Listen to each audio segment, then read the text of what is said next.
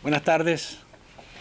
Gracias al Instituto, al doctor Carlos Sánchez Berzaín, por invitarnos a estas actividades en las cuales siempre se pone de relieve la lucha por la democracia en nuestra región. Y gracias por tomarme en cuenta para hablar de Bolivia desde Nicaragua y de la perspectiva de Nicaragua.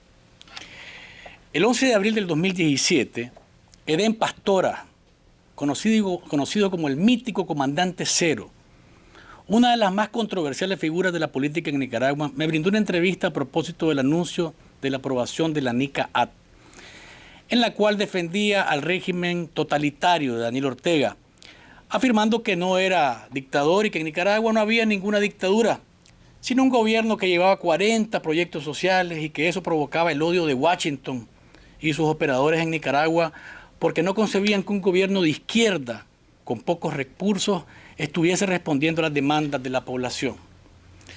Si Daniel Ortega, y esto es entre comillas, ¿verdad?, estuviera asesinando jóvenes como lo hizo Somoza, si tuviera llenas las cárceles de presos políticos, si Daniel Ortega tuviese decenas y centenas de miles de exiliados y asesinatos y mataran a un Pedro Joaquín Chamorro, yo pediría a la comunidad internacional que no siguiera apoyando a este gobierno, que rompiera relaciones internacionales con este gobierno.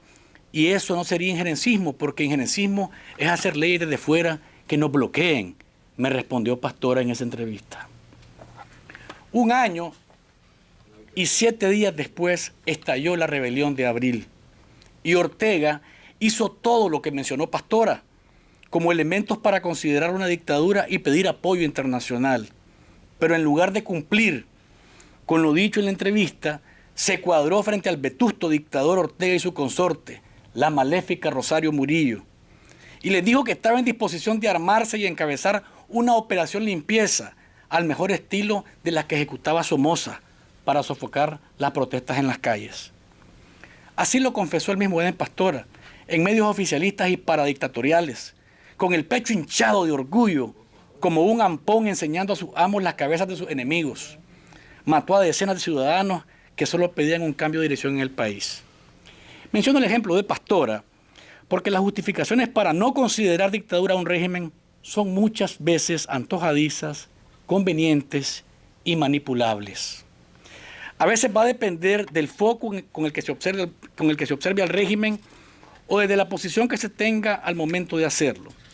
Si se trata de represión descarnada, brutal y descarada, pues Nicaragua, Venezuela y Cuba son sin duda los mejores ejemplos de las peores barbaries.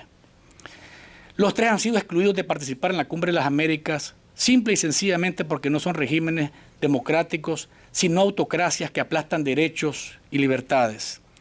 Sin embargo, en este grupo de apandillados que conforman la mafia internacional del castrochavismo, se encuentra también Bolivia, que curiosamente sí ha sido invitada a la cumbre.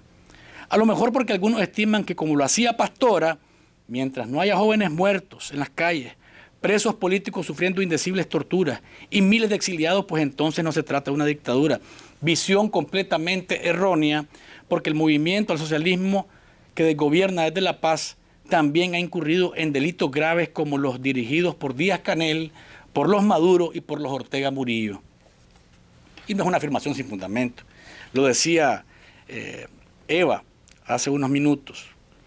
La organización Global Human Rights League envió esta carta al presidente Biden, en la que le dice cada una de las falencias y las fallas que han cometido para no ser parte, porque han fallado en el cumplimiento de la Carta Democrática Interamericana.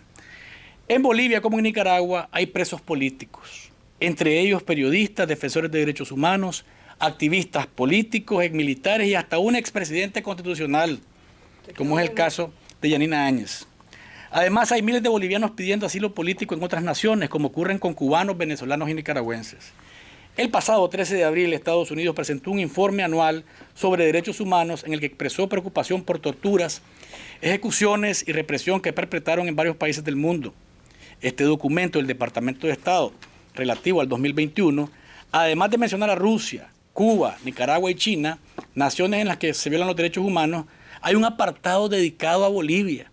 Y en el mismo se señala que el régimen de Luis Arce dirigió un proceso en contra del expresidente Áñez y otras ex autoridades, además de que ejerce presión sobre jueces que llevan adelante los casos espurios. Es decir, amigos, un documento del Departamento de Estado junta a Bolivia con totalitarismos como los de Rusia, China, Cuba y Nicaragua, pero la administración Biden los invita a una cumbre donde solo alcanzan naciones democráticas y quienes respetan la democracia. ¿Cómo será eso? Como pregunto yo en mi programa todos los días. Y mientras ocurre esto, gobiernos que contumerean estas dictaduras, como lo mencionó nuestra colega La Bastida, como el caso de Andrés Manuel López Obrador, que es una vergüenza realmente, hasta hacen lobby y alzan sus voces diciendo que en la cumbre no debe haber exclusiones, que si es de las Américas todos tenemos que estar. Esto último no es más que una clara jugada armada en la búsqueda de restarle fuerzas a la cumbre en el corto plazo y luego seguir con el guión escrito y puesto en marcha, la toma de las democracias en la región y empujando maltrechos experimentos como la CELAC para tener el paraguas que le ayude a defender sus fechorías a nivel continental. Termino. Eden Pastora ya está muerto.